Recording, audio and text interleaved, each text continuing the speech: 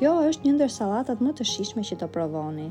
Si fillim, për këtë recetë kam përdorur 3 patlıcan mesatar, të cilët më parë kam larë dhe do t'i presim.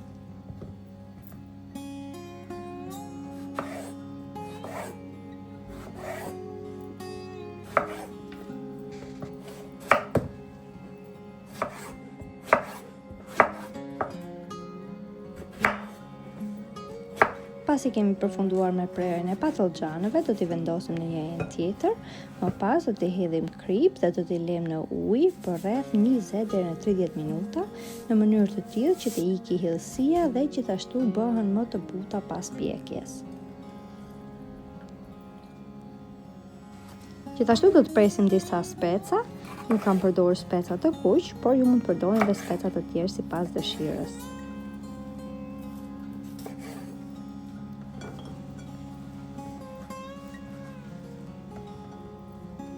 Dhe gjithashtu një kungull jeshil mesatar.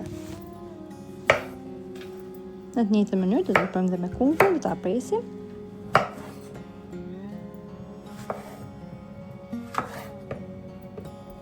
Unë nuk ja heq lëkurën, por nëse ju dëshironi, mund edhe t'ja hiqni. Më pas të gjitha perimet do t'i vendosim në një tavë në të cilën poshtë kam shtruar lekë pjekje. Do t'i rëndisim të gjitha një nga një. Do të hedhim pak krip dhe pak vaj ulliri. Do t'i përziej mirë dhe më pas do t'i vendosim në furrë të parangror me 250 gradë derisa perimet të zbuten plotësisht. Pasi perimet janë pjekur, do t'i heqim nga furra dhe më pas do t'i lëmë të ftohen plotësisht.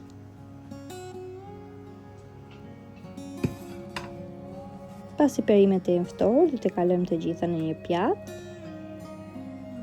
Tashmë do të vazhdojmë me marinimin. Për marinimin e sallatës kam përdorur vaj, aceto ose uthull balsamike.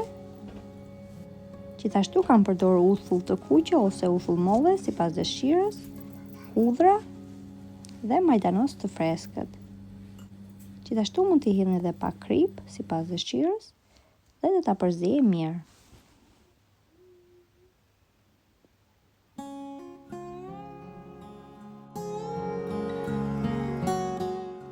Tashmë sallata është gati. Para se të konsumoj, unë gjithmonë e vendos në frigorifer derisa të ftohet plotësisht dhe del me të vërtetë shumë e shijshme. Nëse e provoni në këtë mënyrë, ju bëft mirë. Dhe nëse video ju pëlqeu, mos harroni të bëni like, koment dhe ta ndalni atë me miqtë tuaj. Shumë faleminderit që më ndiqni.